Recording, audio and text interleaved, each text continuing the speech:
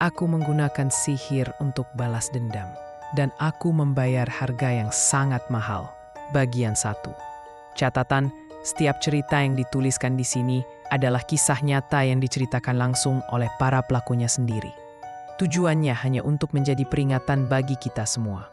Saudara-saudari tercinta, hari ini aku kembali dengan kisah baru yang terjadi pada seorang saudara kita di Mesir. Dia memilih untuk menceritakannya agar bisa menjadi pelajaran bagi kita semua dan mencegah kita agar tidak mengalami nasib yang sama. Jadi mohon perhatikan baik-baik dan mari kita mulai. Bismillah, namaku Ali. Aku berusia 30 tahun dan berasal dari Mesir.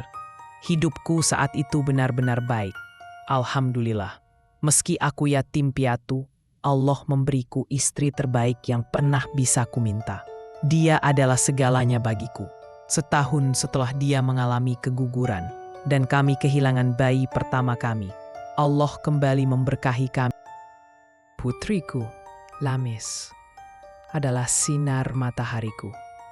Setiap hari sepulang kerja, dia akan langsung melompat memelukku sambil tertawa, dan istriku menyambutku dengan senyuman hangatnya. Keadaan keuangan kami pun sangat baik. Aku memiliki pekerjaan bagus. Kami tinggal di sebuah villa besar. Dan aku juga punya 3 sahabat masa kecil. Abdullah, Samir, dan Omar. Kami lebih dari sekadar sahabat. Kami seperti saudara. Karena aku memiliki rezeki lebih, aku membantu mereka semua menikah. Aku membiayai pernikahan mereka dan selalu ada saat mereka butuh dukungan keuangan. Kami punya kebiasaan berkumpul setiap malam Kamis di vilaku untuk bermain dan bersantai bersama. Aku adalah pria paling bahagia saat itu. Aku sholat tepat waktu dan berusaha mengamalkan agamaku sebaik mungkin. Sampai akhirnya malam itu datang. Malam yang tak akan pernah aku lupakan.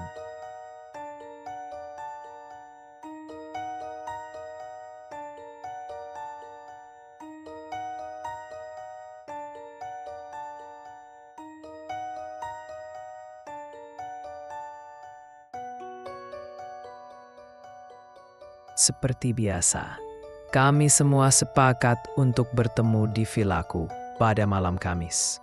Kami bermain dan bersenang-senang, sementara istriku dan anakku berada di lantai atas. Beberapa jam kemudian, teman-temanku pun pulang. Pukul 3.30 pagi, aku naik ke lantai atas. Tiba-tiba aku mendengar istriku berteriak, "Ali, cepat ke sini. Kita kehilangan segalanya." Aku langsung berlari ke arahnya dan menemukan dia berdiri di depan pintu ruang penyimpanan kami dengan wajah pucat dan ekspresi ketakutan. Dan sejak saat itu, hidupku berubah menjadi neraka. Bersambung ke bagian 2.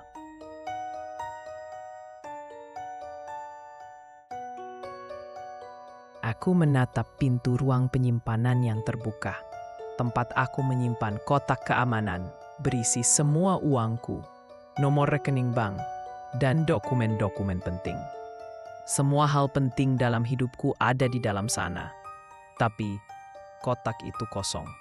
Aku kehilangan segalanya hanya dalam hitungan menit dan kembali ke titik nol.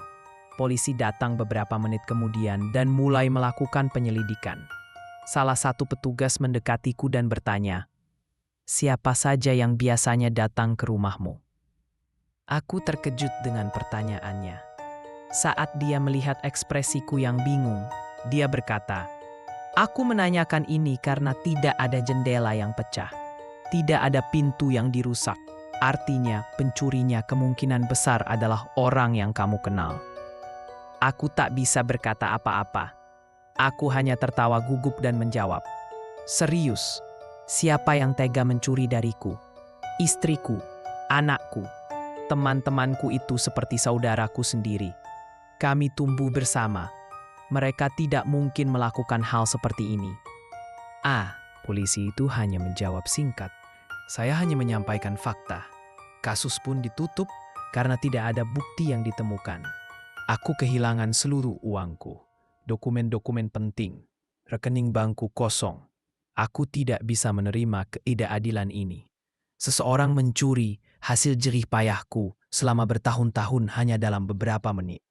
Alih-alih kembali kepada Allah, Dia yang selalu mendengar doa atau melihat kejadian ini sebagai perlindungan dari musibah yang lebih besar atau sebagai penghapus dosa-dosa.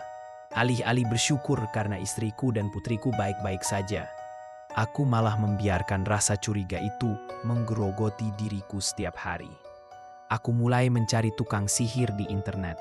Aku menemukan satu tukang sihir besar yang mensyaratkan pembayaran di awal sebelum bisa bicara dengannya.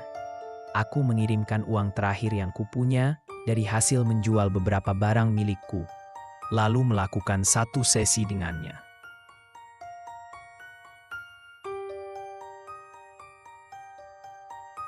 Dia bertanya apa yang aku inginkan, dan aku ceritakan semuanya.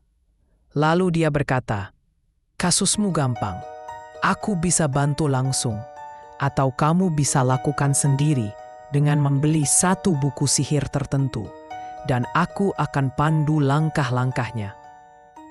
Untuk menghemat biaya, aku bilang aku akan melakukannya sendiri. Dia memberitahuku nama bukunya, dan keesokan harinya, aku mencarinya di semua toko buku.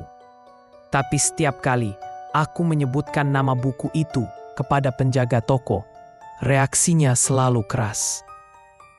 Ada yang langsung marah dan menyuruhku takut kepada Allah. Ada juga yang mengusirku sambil memakinya. Setelah seharian penuh mencari, aku mulai bertanya pada diriku sendiri, apa buku ini sebegitu berbahayanya sampai dilarang di mana-mana?